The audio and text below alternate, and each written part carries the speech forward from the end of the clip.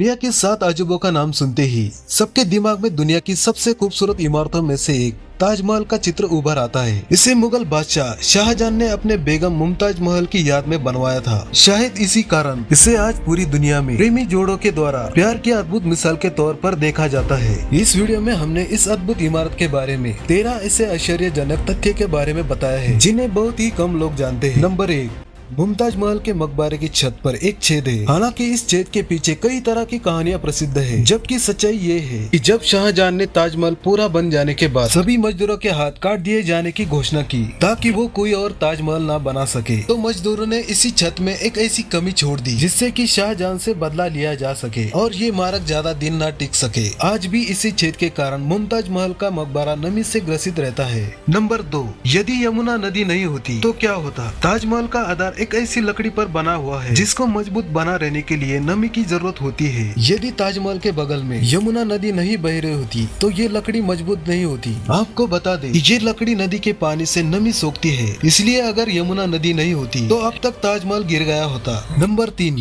ताजमहल के चारों ओर के मीनार एक दूसरे की ओर झुके हुए हैं। ऐसा इसलिए है ताकि भूकंप या बिजली के गिरने की हालत में मीनार को मुख्य इमारत पर गिरने से बचाया जा सके। नंबर 4, कुतुब मीनार से लंबा है ताजमहल। वैसे तो कुतुब मीनार को भारत के सबसे लंबी मीनार के तौर पर जाना जाता है, जिसकी ऊंचाई 72.5 मीटर है, लेकिन क्या आप जानते हैं कि ताजमहल की ऊंचाई 73 मीटर है, अर्थात ताजमहल कुतुब मीनार से आधा मीटर अधिक ऊंचा है। नंबर 5, आप ये जानकर चौंक जाएंगे कि ताजमहल में लगे सभी फव्वारे एक साथ काम करते हैं। दरअसल हर फव्वारे के नीचे एक टंकी लगी है जो कि एक ही समय भरती है और दबाव बनने पर पानी ऊपर फेंकती है। ये सभी फव्वारे बिना किसी मशीन या मोटर के पानी फेंकती है। नंबर 6, द्वितीय विश्व युद्ध भारत पाकिस्तान युद्ध पर 9/11 हमलों के बाद भारतीय पुरातत्व सर्वेक्षण विभाग ने ताजमहल के चारों ओर बांस का घेरा बनाकर उसे हरे रंग की चादर से ढक दिया था, जिससे कि ये दुश्मनों को दिखाई ना दे और इस पर हमला ना किया जा सके।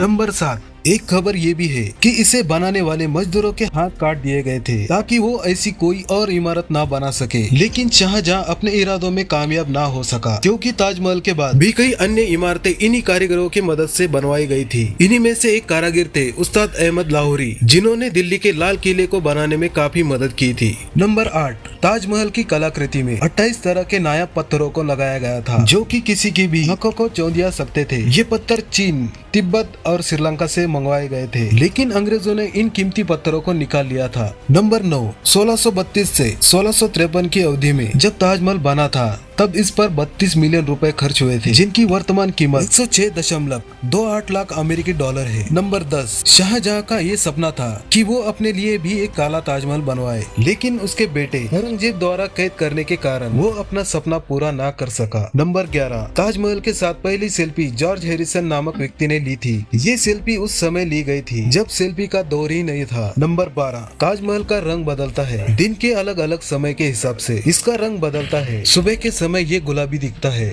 और शाम को दुधिया सफेद और चांदनी रात में सुनहरा दिखाई देता है। नंबर 13, ताजमहल को देखने के लिए एक दिन में 12,000 पर्यटक आते हैं। इतने पर्यटक पूरे दुनिया में किसी भी इमारत को देखने के लिए नहीं आते हैं।